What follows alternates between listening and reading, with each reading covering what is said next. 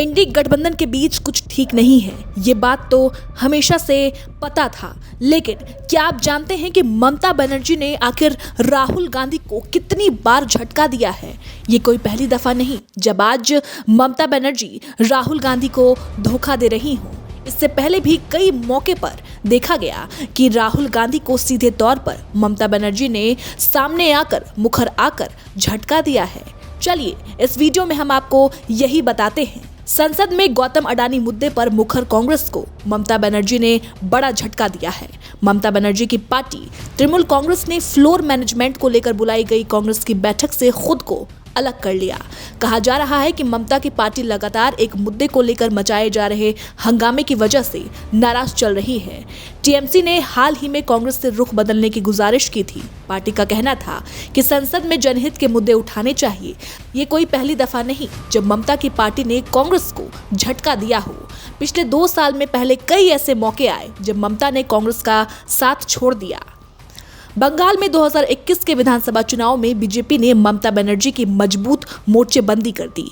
Party के ही कई नेता एक एक कर ममता का साथ छोड़ गए।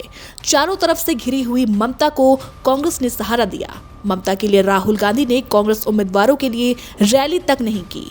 उत्तर दिनाजपुर में तो राहुल ने उस वक्त प्रस्तावित रैली को रद्द कर दिया था।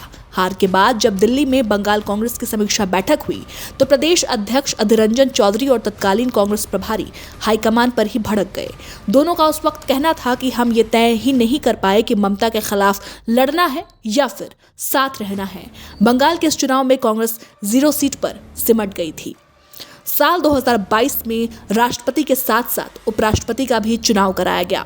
उस वक्त विपक्षी एका का गठबंधन ही हो रहा था। ममता बनर्जी ने राष्ट्रपति पद के लिए पार्टी नेता यशवंत सिन्हा का नाम आगे बढ़ाया। ममता की वजह से विपक्षी नेता इसे मान भी गए। झारखंड मुक्ति मोर्चा को छोड़ अधिकांश विपक्षी दलों ने यशवंत के पक्ष में ही मतदान दिया। लेकिन जब बारी उपराष्ट्रपति चुनाव की आई तो ममता ने अलग स्टैंड ही ले लिया। उपराष्ट्रपति के चुनाव में ममता ने कांग्रेस से नाराजगी जाहिर करते हुए वोट नहीं देने का फैसला किया। उपराष्ट्रपति के चुनाव में एनडीए की तरफ से जगदीप धनखड़ और विपक्षी गठबंधन की तरफ से मार्गरेट अल्वा मैदान में थी। धनखड़ उपराष्ट्रपति बनने से पहले बंगाल के राज्यपाल थे। ममता के इस फैसले की कांग्रेस में खूब आलोचना हुई थी। अशोक गहलोत ने तो धनखड़ को इसके लिए बड़ा जादूगर तक बता दिया था। गहलोत का कहना था कि ममता को साधना आसान नहीं है। 2023 में गौतम अडानी के मुद्दे पर कांग्रेस मुखर थी, लेकिन ममता बनर्जी ने इस मुद्दे पर अपने 2 फैसलों से कांग्रेस को बड़ा झटका दे दिया। मुंबई की इंडी गठबंधन की बैठक में ममता ने सीधा इसका विरोध किया। ममता का कहना था कि एक मुद्दे को ज्यादा खींचना सही नहीं है। वहीं पार्टी के राज्यसभा सांसद डेरेक ओब्रायन ने संसद में इस मुद्दे पर जब हंगामा मचाया तो कांग्रेस की आलोचना कर दी।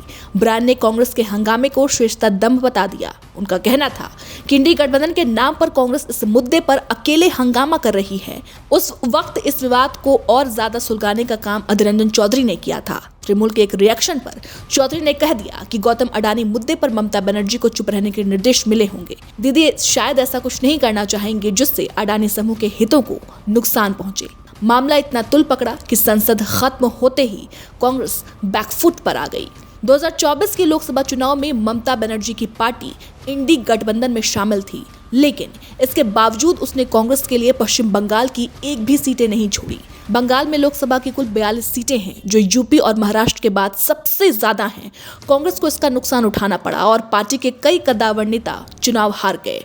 कांग्रेस बंगाल में सिर्फ 1 सीट जीत पाई। चुनाव के बाद टीएमसी ने कांग्रेस से गठबंधन न करने को लेकर जो दलीलें दी, उससे भी कांग्रेस और ज्यादा किरकिरी हुई। ममता की पार्टी ने गठबंधन न होने के लिए अधीर रंजन चौधरी को जिम्मेदार ठहराया। अब बात फिर से 2024 की।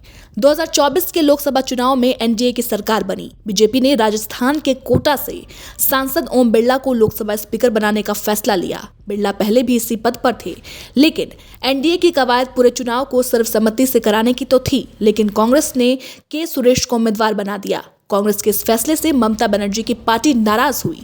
टीएमसी का कहना था कि कांग्रेस ने स्पीकर के चुनाव में उससे राय मशवरा ही नहीं किया।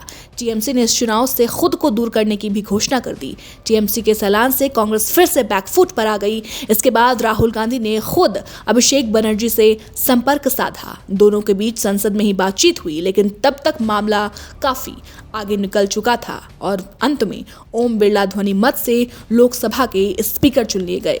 फिलहाल अब देखना दिलचस्प होगा कि ये जितनी भी पार्टियां हैं सब इंडी गठबंधन का ही हिस्सा हैं। खासतौर से ममता बनर्जी हर बार ऐसा कुछ करती हैं जिससे कहीं ना कहीं विपक्ष पर सवाल खड़ा उठता है, लेकिन इस बार जिस तरीके से कांग्रेस ममता बनर्जी की वजह से बैकफुट पर फिर से आई है, उसको लेकर अब सवालों का दौर भी शुरू हो गया है। फिलहाल इस रिपोर्ट पर आपकी क्या राय है, हमें कमेंट कर जरूर बताएं।